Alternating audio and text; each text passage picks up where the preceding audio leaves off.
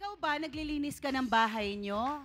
Ako, naglilinis ako ng bahay hanggang ngayon. Lalo Kahit na meron tayong mga kasambahay, oo, hands-on pa rin tayo sa paglilinis. Siyempre kasi pag may atraso ka sa asawa mo, linis ka. O kaya pag may gusto kang bilhin, nung bata ka, di ba, linis ka, pa-impress ka sa nanay mo. Oh, pero ngayon, ano yung dahilan bakit gusto mo minsan hands-on ka or personal kang naglilinis? Kasi, Mama Carla, may mga parte ng bahay na gusto mo maging privado, na ayaw mong papasukan ng yung mga kasambahay. So, ikaw yung naglilinis nun. Totoo yan. No? Ako diba? yung banyo ng bahay. Oh, di ba? Ikaw, Mama banyo Carla. ng kwarto ko.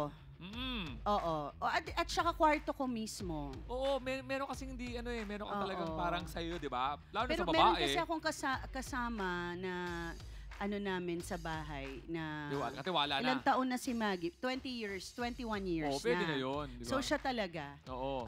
Minsan, pag maarte ka, di ba maarte ka sa linis, o wag mo iutos, ikaw maglinis. Oo, kasi maya't maya ulitin mo rin naman. Di ikaw na lang. Totoo. Diba? Pero kasi malilinis talaga tayo mga Pilipino, no? Talagang kahit bahay kubo, bakura natin, talagang winawalis natin.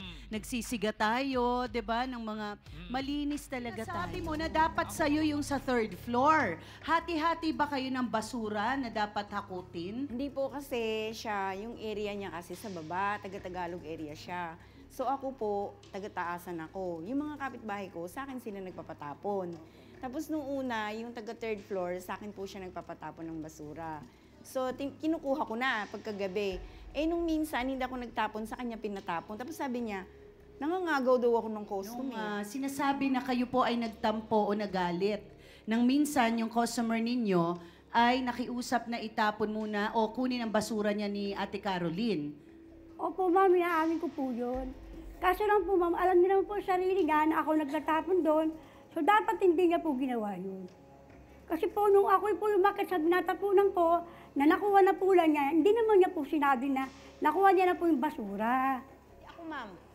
Paano mo masasabing talagang sinulot ni Mary Jane? Sinusulot niya, pag wala kasi to, minsan, tinitingnan niya na nasa baba itong isa, saka siya aakyat.